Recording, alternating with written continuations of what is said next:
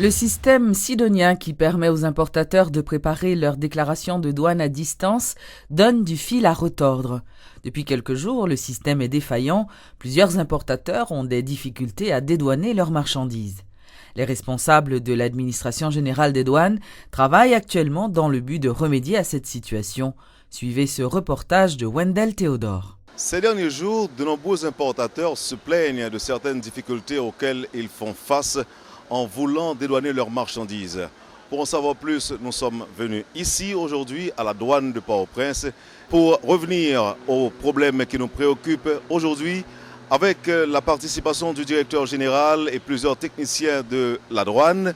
Nous allons effectuer une visite guidée pour mieux comprendre le fonctionnement du système Sidonia. Nous sommes ici à la douane de l'aéroport, là où des importateurs font le pied de grue. À la veille des fêtes de fin d'année, ils sont anxieux par rapport à la lenteur constatée dans le processus de dédouanement. Depuis l'installation du Sidonia, qui facilite le processus de traitement des déclarations de douane, où que l'on soit, le système n'est pas toujours robot fixe. Pierre Placide est directeur de l'informatique et de technologie. Ce sont des équipements neufs ici. Ce sont des équipements neufs, on vient de les acquérir. Au contraire, maintenant, pour optimiser le système, on vient d'en faire l'acquisition des autres serveurs. Vous avez dit que cet espace, ça s'appelle comment? C'est le NOC ici, le NOC, le centre des opérations. Le centre du système. Après le 12 janvier 2010, l'administration générale des douanes a été transférée au bâtiment qui loge l'école des douanes. Petite visite guidée de Radio et Télémétropole.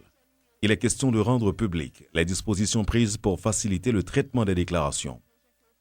Un espace où se trouvent installés plusieurs ordinateurs. Ce n'est pas un cybercafé et ce ne sont pas des employés. Ils saisissent leur déclaration. Je tape une déclaration, je vous présente la Universal Motors. C'est plus pratique pour vous de le faire ici. Pourquoi vous ne l'avez pas fait chez vous? C'est beaucoup plus rapide, mais chez moi, ça ne fonctionne pas très bien. Je suis en train de saisir quelques dossiers que nous importons. C'est ce que je suis en train de faire. Que de tout, des voitures, des marchandises, et on donne des services à beaucoup d'autres compagnies de la place. Ça marche très bien. Timidement ou bien rapide? Non, c'est bien. Jusqu'à présent. Effectivement, on a constaté une certaine lenteur au niveau de l'aéroport. C'est la raison pour laquelle on a prévu le système d'une alternative. Au cas où il y a un problème au niveau de certains sites, maintenant les gens peuvent venir ici maintenant saisir leur déclaration. Vous savez, on est connecté, le service est fourni par la SATCOM. SATCOM, c'est une compagnie internationale et qui nous fournit les services par satellite.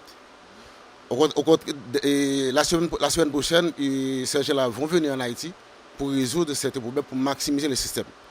Cet espace est consacré au traitement des dossiers.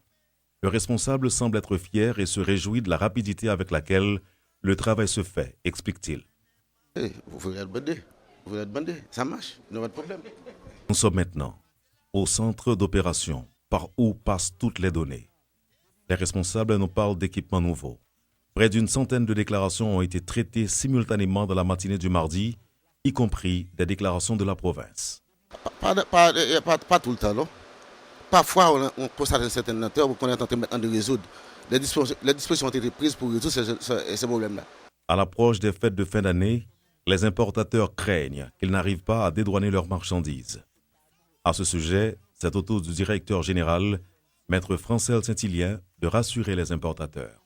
La personne n'aura qu'à se rendre dans le MEAD concerné et prendre livraison de sa marchandise. Vous parlez de payer à distance, ça veut dire introduire sa carte de crédit, par exemple? Voilà, introduire sa carte de crédit. Tout sera automatisé.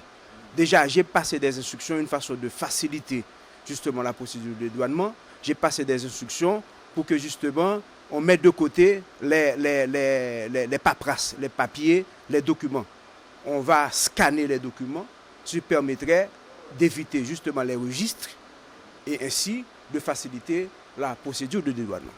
Pour la réalisation de ce reportage, en direct de l'administration générale des douanes de Port-au-Prince, Gaston Delpech, Myriam Alexis et Wendell Théodore pour Télémétropole.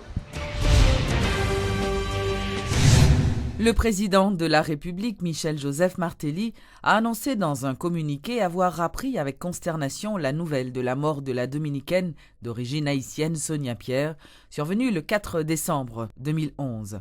En cette pénible circonstance, le chef de l'État, au nom du peuple haïtien, salue le départ prématuré de Mme Pierre et adresse ses sympathies aux parents et amis de la défunte. Le président de la République ainsi que le peuple haïtien sont très reconnaissants du combat héroïque mené par la militante Sonia Pierre depuis sa jeunesse pour la défense des droits des migrants haïtiens en République dominicaine. Avocate, elle avait reçu en 2006 le prix Robert F. Kennedy pour les droits de l'homme. La militante pour le respect des droits des Dominicains d'origine haïtienne, Sonia Pierre, s'est éteinte ce dimanche dans un hôpital en République dominicaine à l'âge de 48 ans. La fondatrice du mouvement des femmes dominico-haïtiennes, Mouda, est décédée des suites d'une crise cardiaque selon les informations communiquées par les membres de sa famille. L'Organisation du peuple en lutte, OPL, annonce tout un ensemble d'activités à l'occasion de la célébration du 20e anniversaire de cette formation politique.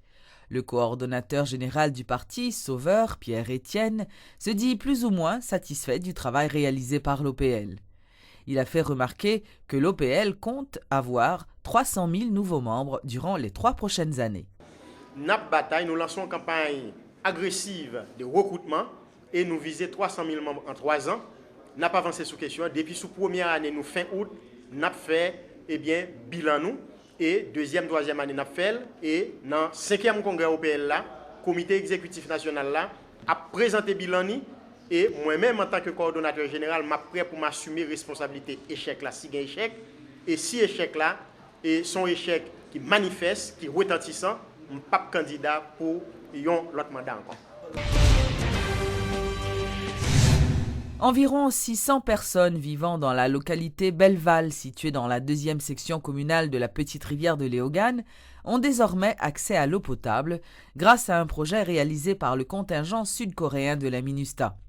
Les soldats ont construit une fontaine pour les habitants de cette zone, des travaux qui ont été évalués à 100 000 $ américains. La cérémonie inaugurale a eu lieu ce lundi 5 décembre en présence des représentants de la MINUSTA et des autorités locales. La Chambre de commerce et d'industrie de l'Ouest et la CCIH organiseront ce jeudi 8 décembre leur traditionnel gala de fin d'année.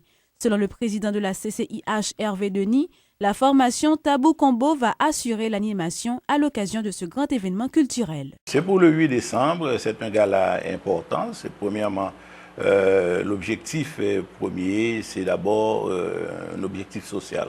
Vous savez, à la Chambre de commerce et d'industrie, à la Chambre de l'Ouest, nous avons une préoccupation sociale, c'est-à-dire de collecter des fonds pour aider une œuvre de bienfaisance. Et en ce qui nous concerne, ce sont les enfants handicapés.